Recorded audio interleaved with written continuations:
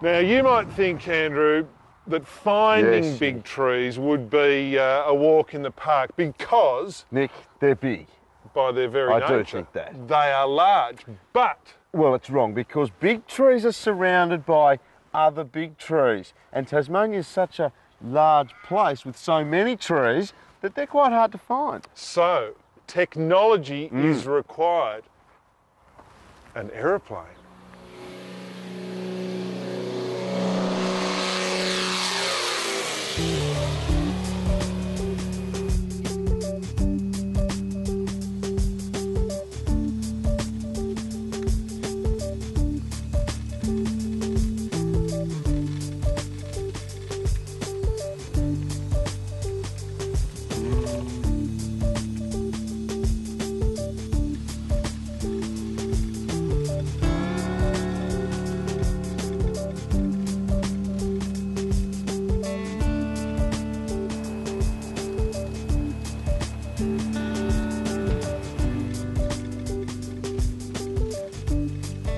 Now, this sort of aerial photography equipment has been the mainstay of mapping Tasmania's forests for the past 50 years and consequently then finding the big trees contained within those forests. But now there is a new kid on the block. It's called LiDAR and it uses lasers and it's basically making the whole job a lot simpler, but importantly, much more accurate.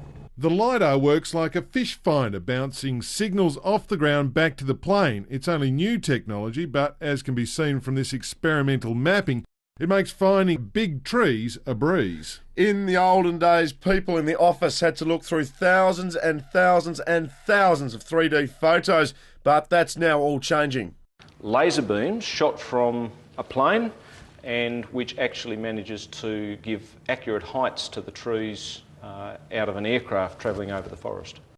All right, now when a big tree is discovered, it gets given a name. Yeah, it gives them a bit more character. This one here behind us is the perfect tree. If you look at it, that's what it's called because it's just straight, arrow straight, reaching for the sky. Some of them have sort of daggy names though, like... Styx big tree. And then they found a bigger one, they called that one the Styx bigger tree. Yeah. So the perfect tree is pretty creative, really. And Eucalyptus obliqua, which is the one with the stringy bark just in front of us there. And Eucalyptus regnans down here. It's a field guide we've produced for people to identify the Tasmanian eucalypts. We've got 29 in Tasmania and they're all shown here with their photographs of their key distinguishing features, their leaves, their capsules and their buds.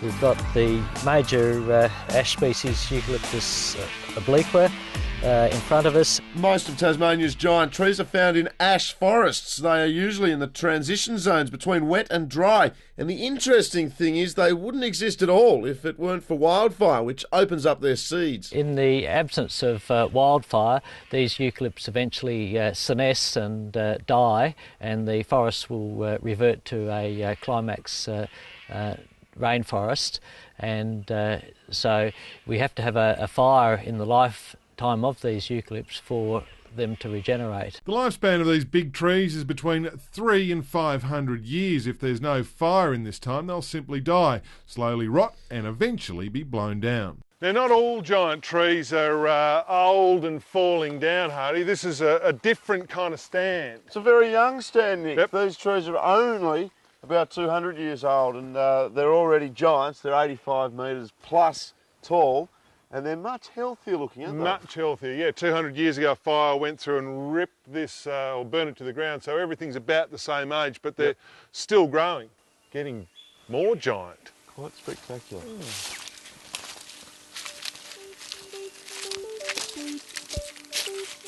Giant trees are found all over Tasmania, but one of the best places to see them is in the Styx Valley. Yep, over half the Styx is protected from harvesting. All Tasmanian trees that meet the criteria to be listed as giant trees are protected. Now you can see the register of giant trees on the web at gianttrees.com.au.